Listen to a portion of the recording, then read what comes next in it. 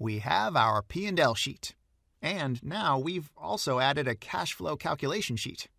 Here, we've created a structure that allows us to calculate the actual cash flows of the project. I will be happy to walk you through this structure. We start from savings, which is an approximation of operating income in our model. Then we subtract the taxes the company pays every year when its earnings before taxes result is positive. We calculated these figures in our previous lesson, remember? Good. Delta working capital is extra working capital we'll have to invest when moving the plant from Italy to Vietnam and to adapt to the changing supplier and inventory time conditions. That's something we've already calculated in the working capital sheet. Then we have CapEx invested in the plant. We obtained these figures in the fixed asset roll forward sheet. The sum of these items gives us operating cash flow. Below operating cash flow, we'll consider we used debt financing. Therefore, we must show the cash impact of debt reimbursement, interest expense payments, and covenant charges.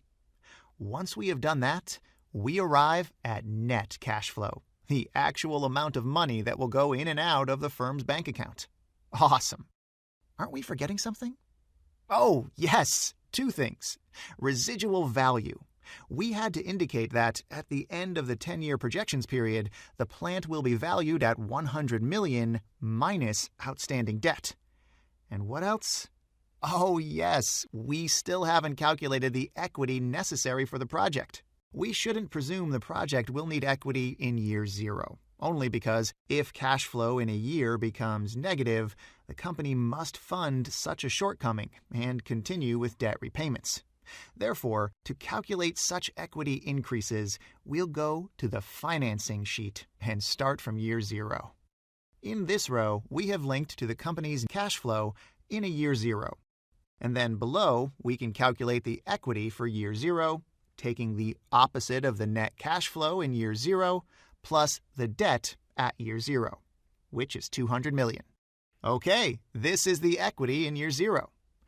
What happens later? We'll need an if statement. If cash flow in a given year is positive, we do nothing. The company sends home the cash and that's it. However, if cash flow is negative, we must increase the equity invested in the project by the same amount as the negative cash flow to compensate for the money we've lost and repay financial liabilities. This gives us equity financing.